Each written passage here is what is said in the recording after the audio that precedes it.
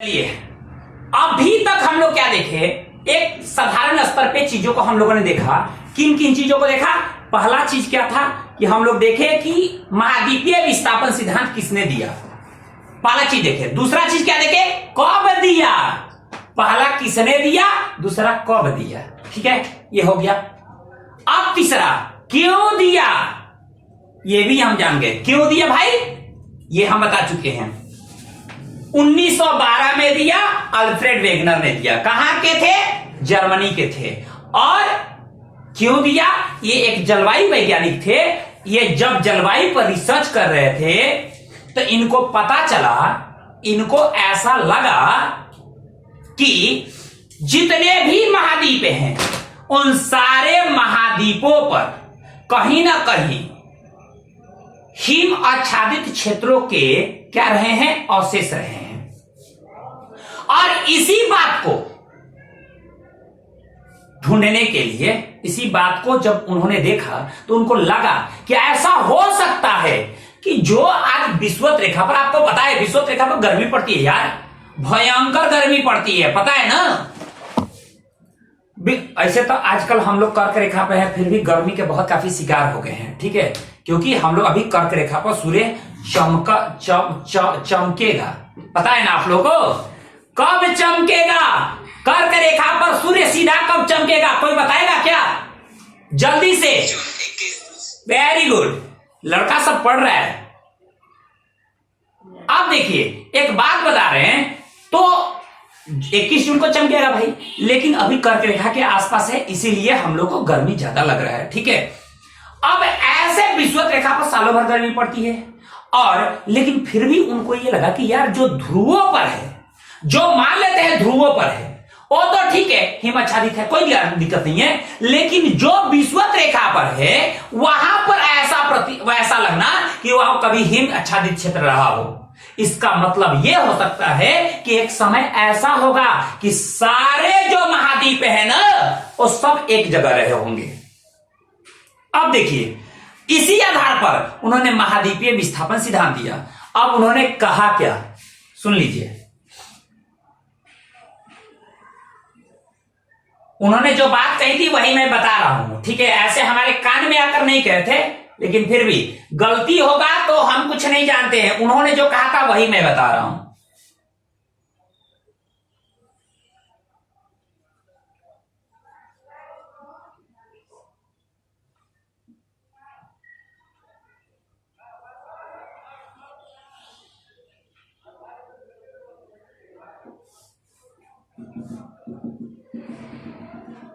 ये थोड़ा बड़ा बना दी है, ठीक है, तो टेंशन मत लीजिएगा। देखिए, ये पूरा पृथ्वी है। ठीक है, ये पूरा क्या है, पृथ्वी है, पूरा पृथ्वी है। चार जो पृथ्वी का ये बीच में जो हिस्सा है, इसको नाम दिया गया क्या, पैंजिया। पैंजिया नाम दिया। ठीक है, ये बहुत बड़ा बना दी है, थोड़ा सा छोटा कर देते हैं इसको। कितने लोग कहेंगे कि सर बहुत बड़ा पैंजिया बना दी है, क्योंकि जल की मात्रा तो सर्वाधिक है ना। ये जल से घिरा हुआ है, ये पैंजिया है, जल से घिरा हुआ है। और जो जल वाला हिस्सा है उसका नाम दिया गया पैंथलासा।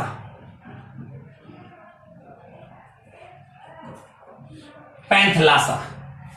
अब देखिए, ध्यान सुनिएगा, वेगनर ने कहा पृथ्वी पर जल की मात्रा बहुत अधिक है, पैंजिया चारों ओर से पैंथलासा से घिरा हुआ है। यानी पैंजिया क्या है, महाद्वीपीय क्षेत्र है, ये स्थल खंड है और ये जल खंड है। पैंथलासा क्या है, महासागरीय क्षेत्र है, जल खंड है, और ये क्या है, स्थल खंड है। अब देखिए, वेगनर साहब क्या बोल रहे हैं। वेगनर साहब ने यह कहा कि एक समय में ये जितने महाद्वीप थे एक हुआ करते थे, जिसका नाम पैंजिया दिया गया।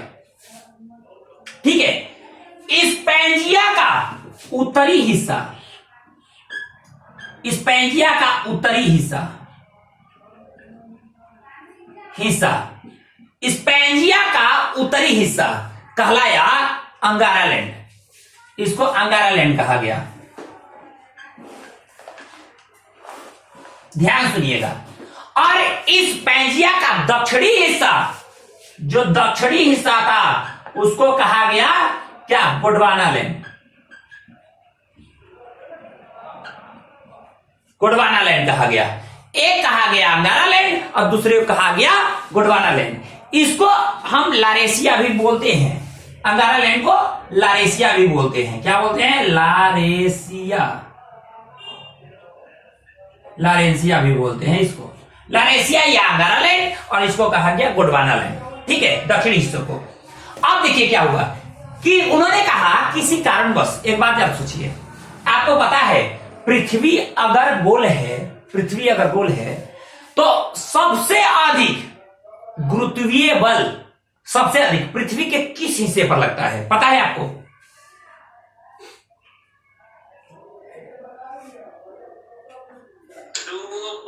ध्रुवों पर। सही बात है, ध्रुवों पर गुरुत्वीय बल अधिक लगता है, जबकि विषुवत रेखा पर सबसे कम गुरुत्वीय बल होता है। पृथ्वी का सबसे कम गुरुत्वीय बल कहां होता है? विषुवत रेखा पर। और सबसे अधिक गुरुत्वीय बल कहां होता है? ध्रुवों पर। तो ध्रुवों पर गुरुत्वीय बल अधिक है। गुरुत्वीय बल अधिक होने के चलते ध्रुवों पर खिंचाव आया पृथ्वी में, और पृथ्वी ये दो भागों में बट गई, यानी ये पैंजिया दो भागों में बट गया। अब देखिए, पैंजिया दो भागों में बट गया। पैंजिया जब दो भागों में बटा तो बीच में इस पैंथलासा का जल एंट्री कर गया, और ये जब पैंथलासा का जल जो एंट्री किया, इससे टेथिस सागर की रचना हुई। टेथिस सागर, टेथिस भूसन्नति या टेथिस सागर की रचना हुई। ठीक है, वही टेथिस सागर की बात कर रहे हैं, जिस टेथिस सागर में मलबे भर जाने के कारण जब प्लेट एक दूसरे के नजदीक आए तो उसी टेथिस सागर की जगह आज हिमालय पर्वत है। यानी हिमालय जो पर्वत है ना, वो कहां है? यहां पर पहले एक सागर हुआ करता था, उस सागर का क्या नाम था? टेथिस सागर। जहां आज हिमालय है वहां एक सागर हुआ करता था, और उस सागर का नाम क्या है? उस सागर का नाम क्या है? टेथिस सागर। आज हिमालय जहां है वहां पर हुआ करता था। अब देखिए, एक बात हम सोच रहे थे, हम ऐसा सोच रहे थे कि अगर मान लेते हैं कि यहां पर टेथिस सागर, यहां पर पैंथलासा का जल एंट्री किया, क्योंकि भाई ये दो भागों में बटेगा तो बीच वाले हिस्से में तो जल प्रवेश कर ही जाएगा, तो ये कर गया प्रवेश, और प्रवेश करके यहां पर क्या बनाया? टेथिस सागर का निर्माण किया। अब देखिए, ये जो भूखंड थे दो दिशाओं में गतिशील हुए, उत्तर और पश्चिम दिशा में। किस दिशा में? उत्तर और पश्चिम दिशा में गतिशील हुए।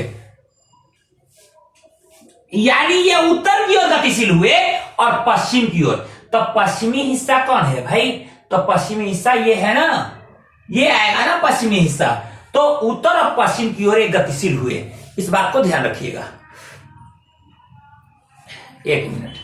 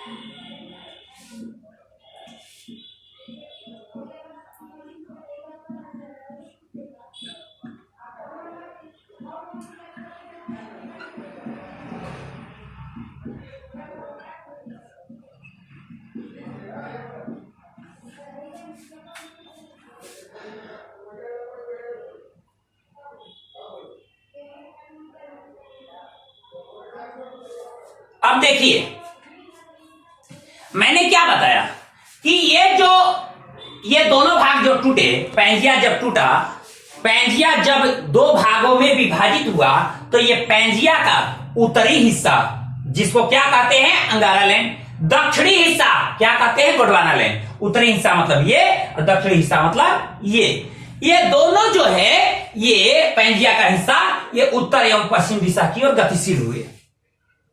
अब देखिए पश्चिम और उत्तर दिशा की ओर गतिशील हुआ है। इस मामले में वेगनर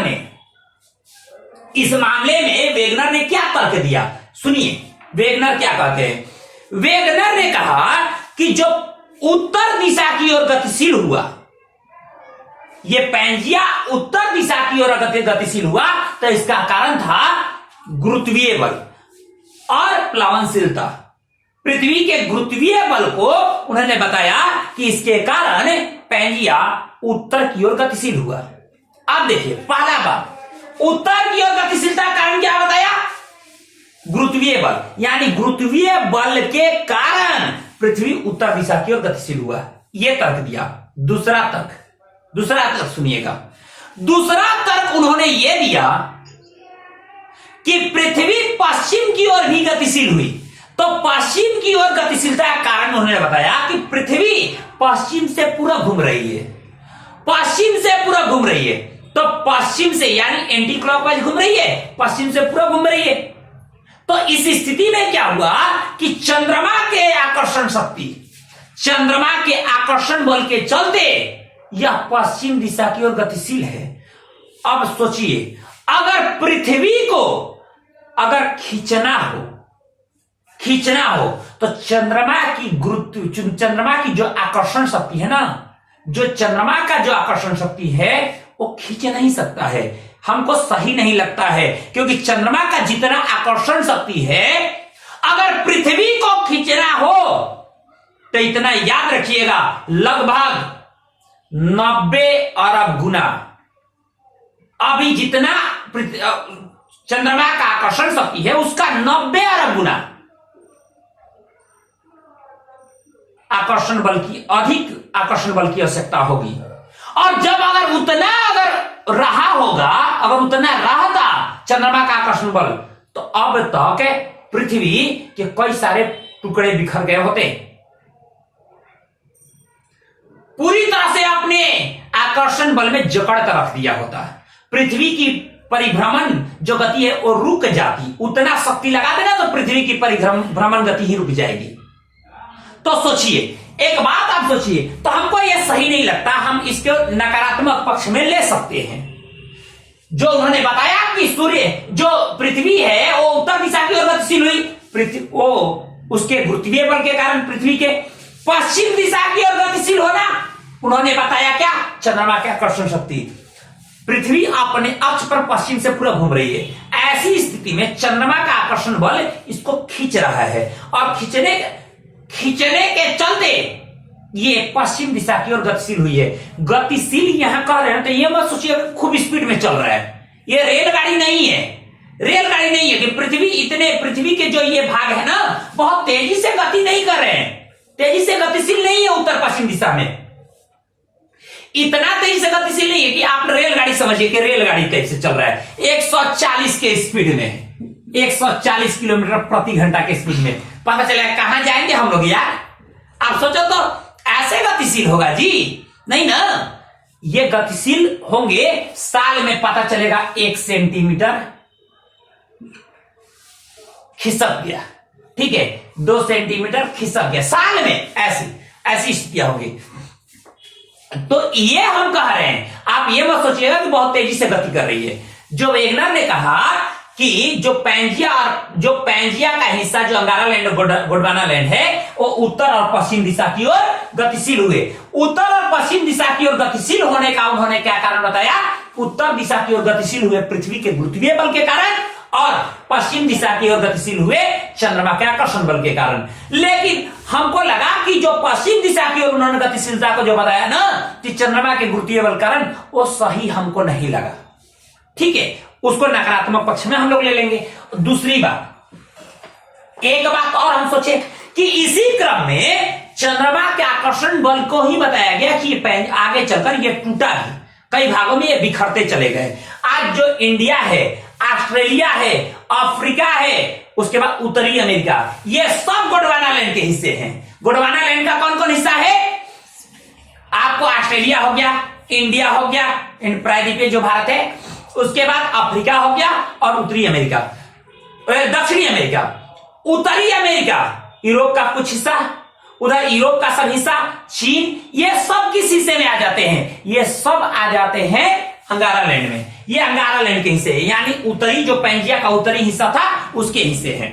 ध्यान रखिएगा। अब एक बात बता रहे हैं, सबको जब सम्मिलित किया जाता है तो इस रूप में आ जाते हैं, ध्यान रखिएगा। इसीलिए उन्होंने ये बातें कही कि ये सब पहले एक हुआ करते थे, लेकिन ये टूट गए और टूटने के बाद ये गतिशील हुए उत्तर पश्चिम दिशा में। ये बात वेगनर साहब ने कहा था अपने महाद्वीपीय विस्थापन सिद्धांत में। यानी इनका मुख्य बातें ये थी कि ये जो प्लेट हैं, यानी जो सियाल है वो सीमा के ऊपर तैर रहा है, सियाल सीमा के ऊपर तैर रहा है, और इस तैरने के क्रम में ही गुरुत्वीय बल के चलते ये पैंजिया टूट गया, यानी सियाल जो ऊपरी हिस्सा है वो टूट गया, टूट करके ये बट गया दो भागों में। तो इस बात को ध्यान रखिएगा। भले ही महाद्वीपीय विस्थापन सिद्धांत जो वेगनर के द्वारा दिया गया एक खास तो रहा ही, साथ ही साथ प्लेट टेक्टोनिक थ्योरी का आधार बना दिया। प्लेट टेक्टोनिक थ्योरी का आधार बन गया, जिसके चलते प्लेट टेक्टोनिक थ्योरी में इसको विस्तृत व्याख्या दी गई। तो इन सारी चीजों को आप दिमाग में बैठा लीजिए कि कॉन्टिनेंटल डिप थ्योरी जो वेगनर साहब ने दिया उसमें क्या क्या बातें कही, उसके नकारात्मक पक्ष भी मैंने बताए, तो उसको भी ध्यान रखिएगा। और साथ ही साथ कब दिया गया, क्या कहा गया, क्यों दिया गया, इन सारी चीजों का आप ध्यान रखिएगा। इस महाद्वीपीय विस्थापन सिद्धांत में पीटी और मेन से जो प्रश्न आ सकते हैं उनको मैंने आपको बता दिया। आगे का जो होगा उसको हम अगले वीडियो में, अगले मतलब